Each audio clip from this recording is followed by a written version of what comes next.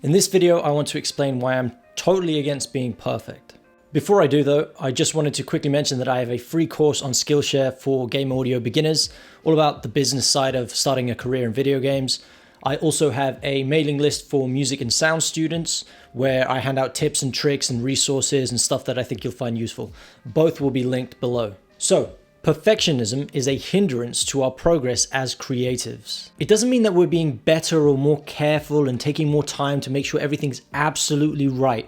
What it really means is that we're scared of what other people are going to think. When we finally release our piece of work, we want everybody to be happy, which is only natural. So we obsess over these tiny little details that were probably fine to begin with. Now, there are two main reasons why I'm against this sort of mentality. The first is that you'll never reach that 100%. It doesn't exist. It's a myth, a fantasy, a romantic idea that we conjure up ourselves. So the first step is to stop believing that that 100% is achievable. The second is that it's stopping you from being prolific. And being prolific means producing many pieces of work. The more works that we finish, the more that we practice. The more that we practice, the better we get. And as soon as we start working on something, you realize very quickly things that you could have done differently if you were to start over again. We try something, learn a lesson, and then reinforce that lesson the next time we attempt it. Therefore, our sole focus should be finishing that track of music in front of us or that sound redesign to the best of our ability and then swiftly moving on to the next. Because it's also mentally draining to be working on something for so long.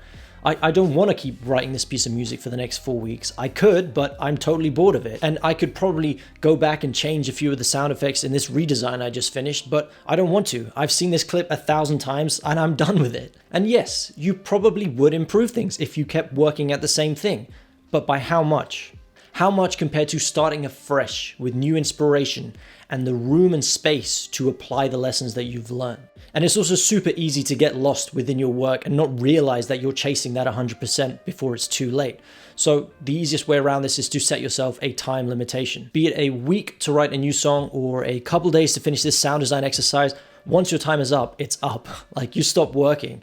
You reflect on what went well and what didn't, and then you apply to the next one. I guarantee you will see exponential growth in your progress and your chosen craft if you work in this prolific manner. And just to be clear, I'm not saying be lazy or put out bad work deliberately, but just remember that 98.7% is still an A.